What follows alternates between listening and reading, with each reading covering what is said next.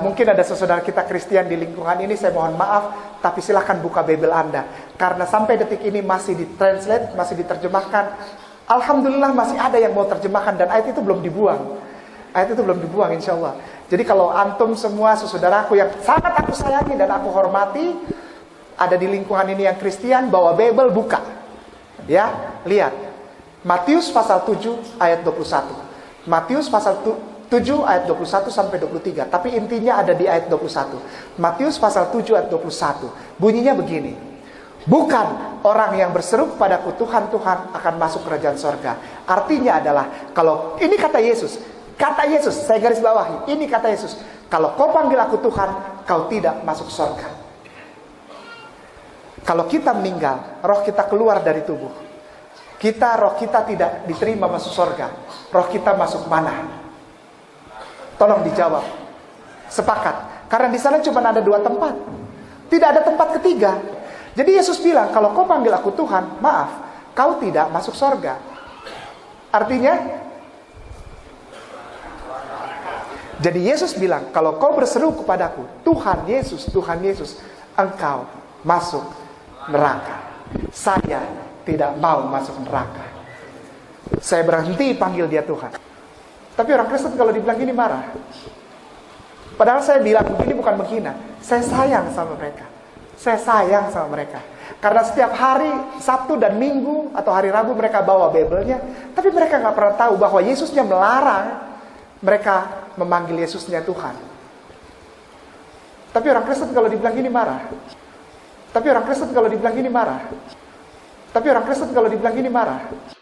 Sebenarnya kami orang Kristen tidak marah kok, ya. Cuma kami lucu saja, ya, dan juga prihatin.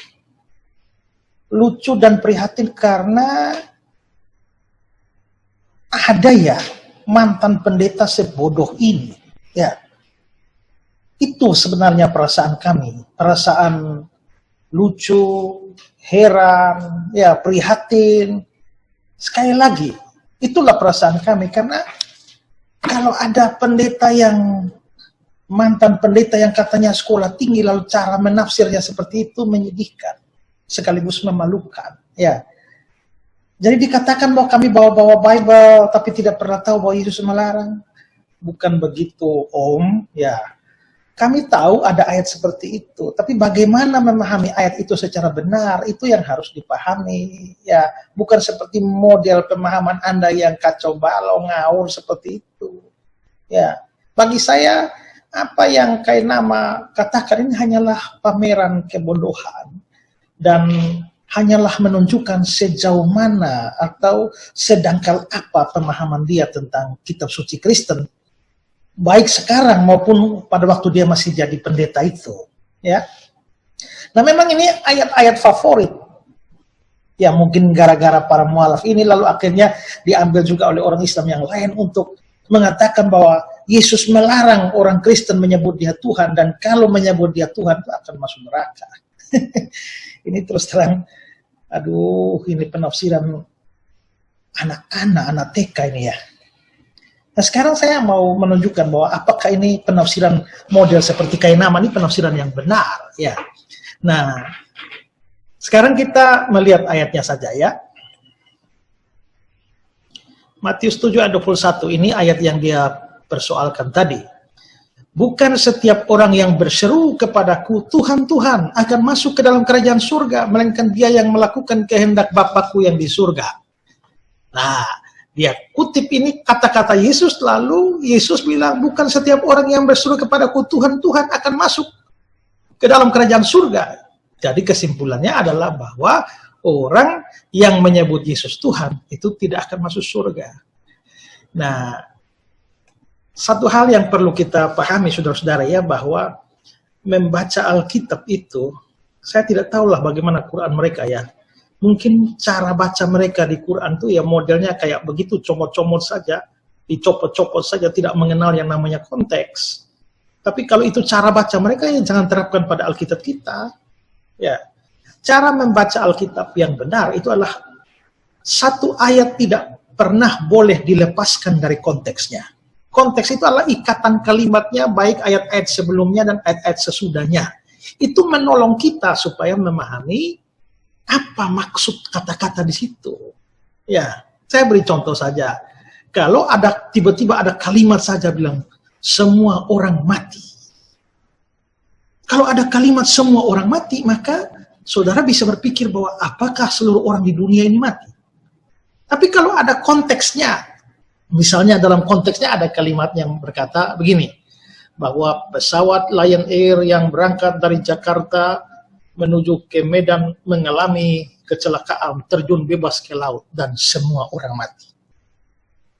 Pada waktu saudara menghadapi kata-kata semua orang mati, saudara kan tahu bahwa ada konteksnya. Konteksnya adalah pesawat Lion Air dari Jakarta ke Medan. Berarti semua orang mati. Di situ tidak bisa diartikan semua orang di dunia ini, setiap individu di dunia ini, di 5 benua ini mati semua.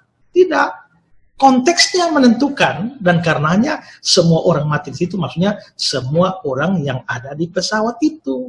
Nah, jadi konteks itu menentukan makna. Nah, yang model begini kan hanya ini pelajaran dasar di dalam sekolah teologi.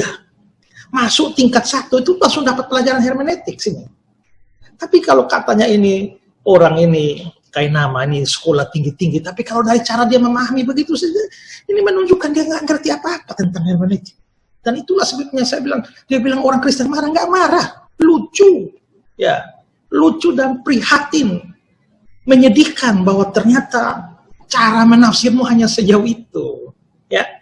Nah, sekarang saya akan menunjukkan bagaimana kita menafsirkan ayat itu dari konteksnya. Ya, kembali ke Matius pasal 7. Ini kan ayat yang dipersoalkan tadi, ayat 21. Kita mundur ke ayat 15. Waspadalah terhadap nabi-nabi palsu yang datang kepadamu dengan menyamar seperti domba, tetapi sesungguhnya mereka adalah serigala yang buas. Jadi di sini Yesus sedang menasihati para pengikutnya supaya waspada terhadap nabi palsu. Nabi palsu itu dia menyamar seperti domba. Dalam bahasa aslinya lebih tepat diterjemahkan bahwa dia memakai baju domba.